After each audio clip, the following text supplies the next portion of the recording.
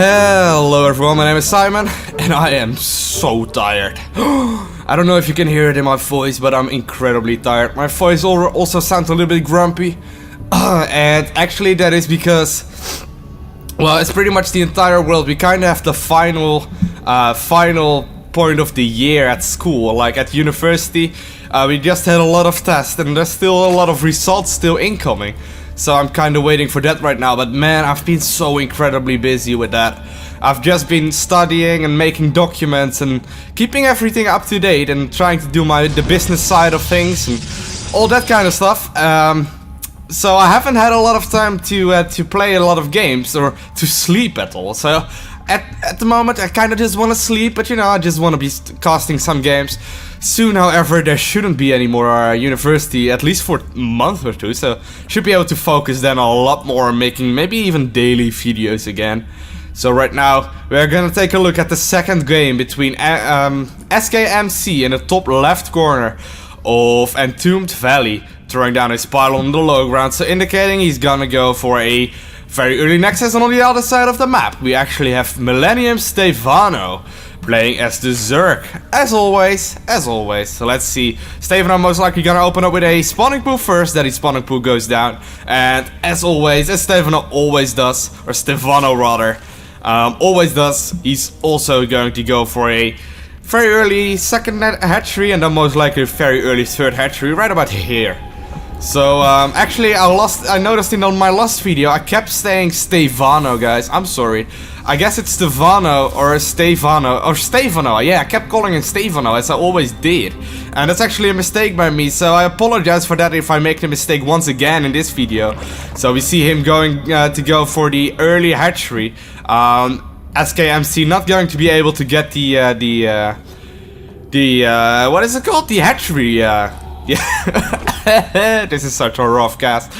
He's not going to get the hatchery block. He's not going to throw down a pylon. However, I expect him to go down to the third relatively soon. He knows about the third timing, and he probably wants to go block that. On the other side of the map, however, we see MC opening up with a forge first, following it up with a nexus. Now also getting another pylon, gonna get a gateway, and most likely gonna get a forge. Or a cannon right about now, right there. There we go. The forge or the cannon already going down pretty early, considering there will be Zerglings out on the map right now. However, this cannon will be able to finish just in time for the earliest Zergling to get here. At least that's what I assume, right? It's MC. MC is one of the best Protoss players in the world, so it wouldn't be weird at all if he if he actually knew what he was doing, right? So right now we see the third base already going up for Stephano. Stephano already also sending out another drone. I wonder where this drone is going. It's just going to be a transfer. Nothing too much going on just yet. He's gonna get another queen up. Most likely gonna get his gas. It's around 6 minutes, like Stephano always does. And yeah, that's pretty much it. However, we see a probe scout right now going out for MC. MC doesn't know about his third base yet. He doesn't know if he's going to be facing a 2-base all-in, or maybe even a cancelled hatchery all-in, or if he's going to go see the third base. So here we go. He manages to get this scout off, which is crucial for MC.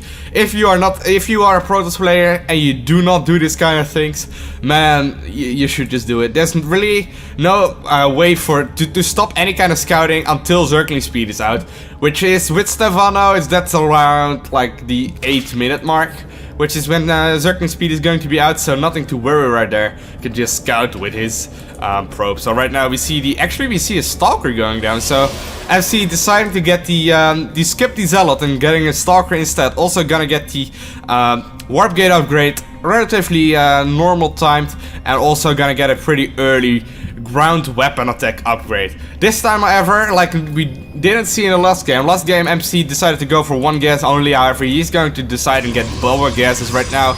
And it's going to be very important when this third gas and the fourth gas is going to go up. Stephano rather, already having a overall out right there to check if those gases are going to go up, because that is going to give him a good indication of what build SKMC decides to do. So right now we see a little bit of poking action by the Stalker.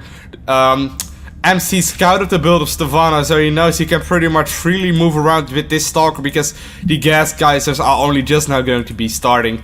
Only the first gas just now dripping in, so he knows he can get a little bit aggressive with this early Stalker, and it's actually going to be pretty useful. A lot of weaker Zerg players would actually make a lot of links right now, and actually SK:MC, weirdly enough, opting for 12 Zerglings right now. Don't really know why. Probably gonna use them to knock down those rocks and do some scouting. Yeah, we already see the first 2 Zerglings going around the map and scouting everything out. However, I actually think those new Zerglings, I wonder what he's going to be doing with them, because Zergling speed is not yet done, and there's really no use on this Zerglings just yet. However, maybe he's just going to move out with slow links. That'd be really interesting. I've never seen that. Or you might actually be trying to get this Stalker kill right here. That'd be really useful. However, as you might have already noticed, on the production tab we see a Stargate for MC going down. Follow it up with a Twilight Council pretty early. So right now it's going to be interesting. Is SK:MC going to see this? He actually saw a little bit of a chrono boost right here. He saw a little bit of a blur, but he can't possibly know it. However, SK:MC already having the magic senses. He's gonna get a... There we have it. He's gonna get a Spore Crawler without even seeing it.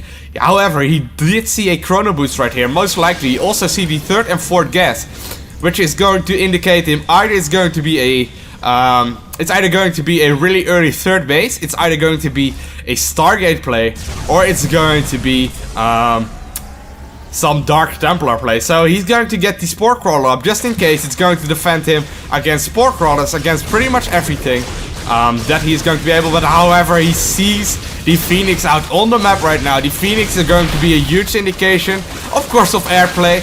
He's not going to expect a whole big army at all. However, it's going to be curious how he's going to follow this up. MC being that, and he's actually going to follow it up by getting a Dark Shrine, which is really interesting. Of course, the ground army being stunned right here. Because, well, MC, you know, you can't really do that. If you look at the army supply lost, we actually already see 12 units killed by MC, which is pretty damn good, I gotta say. I did not expect that to happen at all at this point in the game for just a few, what are they called? Phoenix. However, it's most likely just Zergling killed and maybe a few is there actually any drone killed? No, there's no drone kills going down just yet. So that's the important part. However, SK:MC knows the builds of MC. He's probably gonna think it's going to be a Stargate into a really early 3rd base. However, not seeing that at all. He's just going to try and block that. And really, right now, there's no way for MC to expand. However, the Dark Shrine is about to be finished. There's also +2 weapon upgrades being chrono boosted. Of course, being able to get the +2 attack upgrade because of the Twilight Council. Also opting to go for a Zealot charge. So most likely, after the DT's done their arrangement, they will most likely morph into Archons, and he's going to go for some Zealot DT, or Zealot Archon rather. Some Zealot Archon action. So right now it's going to be crucial for SK:MC to see those DTs come, and actually he decides to move back with those DTs. The DTs are already right here, but SK:MC maybe already noticed it. However, there's only a Spore Crawler right here. There's, however, a Overseer here as well. Another Spore Crawler right there on the ramp, but this is not. Oh, there's actually also a Spore Crawler right here. Is there also a Spore Crawler in the main? No.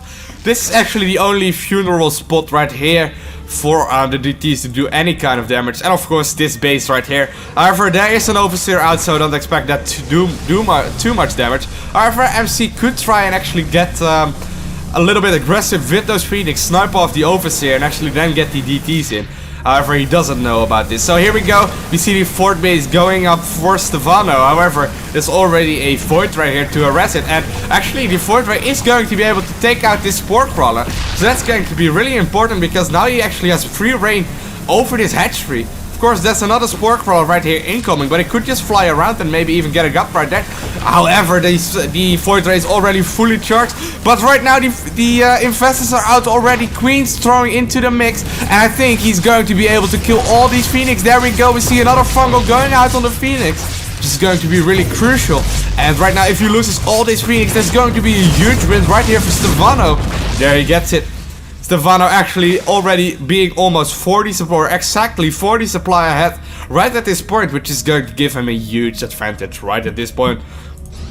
Because pretty much all the airplay of MC has been nullified. Also, the DT play, I don't know if it actually come into play just yet, but I don't think it did any damage whatsoever at all. So right now we see a little bit of a push right here for MC. Of course, the +3 attack, or the +3 attack is about halfway done. So I don't know, I would be waiting for that MC if it was you, but that's going to be interesting because this should be relatively easy to hold. However, there's a lot of Zealots, and Zealots obviously are really great against any kind of Zealot or Zergling player right here. So we see a big engagement going on. Of course, the Infestors being crucial in this fight, throwing down fungal growths, throwing down infested Terrans, and being able to clean it up relatively easily. Right now it's 160 supply almost versus almost 100, which is going to give such an advantage to Stephano. However, we also see the first Colossi on the way, already a second one queued up, so the Colossi is going to be really important in the next fight that is most likely going to be happening in a while, because this is the point when MC is going to sit back for most likely quite some time, because where's his army? He doesn't really have anything. He lost pretty much all of it in the engagement, and Stephano is just reigning freely across the map. I expect him to take back this watchtower really early and actually check for the fort bases and just spread stuff out all over the map. So there we actually see an army going out. Also, we have an observer right here, which is going to spot everything that Stephano is doing right now. And MC, of course, being scared right now of an attack. But, of course, there's already Colossus out. And Colossus are really good at defending, if you didn't know that yet. So right now on the production tab, we already see the Hive going on its way. A second Spire going to be started to actually start the upgrades for the Greatest Fire and the Broodlords that will inevitably come relatively soon.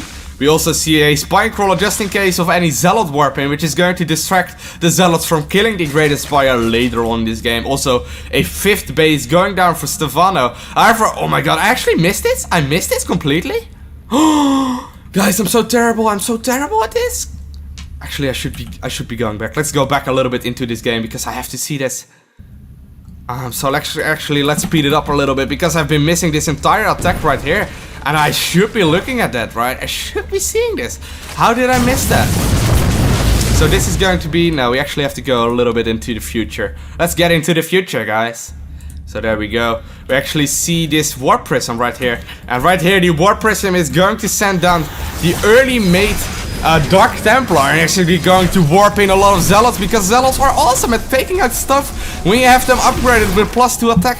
So right now, actually, while this attack is going on right there, he's going to harassing with those Zealots and the Dark Templar. I'm sorry for missing this, guys. I didn't mean to, obviously. And we actually see this. Is this natural going to go down? That's going to be the view. There we go. Oh my god, the hatchery is going to go down, which is going to be pretty damn good. But however, all the drones managed to stay alive. Actually, if you took the worker count, oh, actually he managed to kill 16 workers as well. This is pretty good. However, he's going to send all the drones that he still has to the fort base and probably rebuild the natural. There we go, rebuilding the natural already.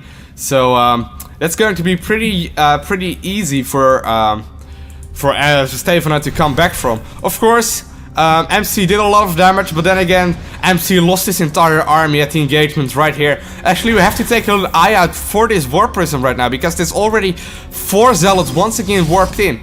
And actually, we see an attack right now by Stephano. However, is Stephano going to see those Zealots for coming in? Are those Zealots going to do any kind of damage? Where is the Warp Prism? The Warp Prism, however, deciding to go back for just a little bit longer. What does MC see at this moment? Well, MC pretty much knows about everything. Of course, he doesn't know about the Greatest Fire going up relatively soon, but he can expect it because, well, it's pretty common for Zerg players to get that.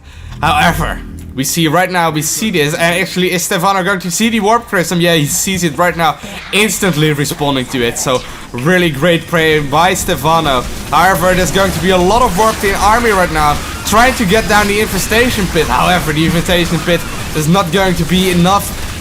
Even if he gets it, and he even doesn't get it. But even if he would have gotten it, it wouldn't have been a big deal at all.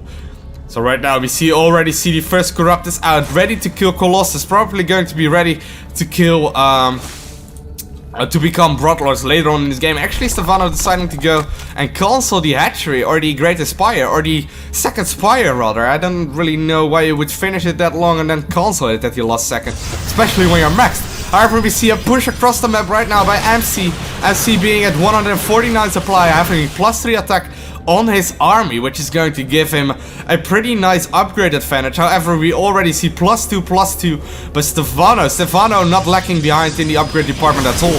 We already see a few corrupts into position, trying to and snipe down this Colossus. So here we have the big fight of this game, most likely. We see Stalkers, Zealots, everything getting fungled by the Infestors, and actually everything getting steamrolled by Stephano.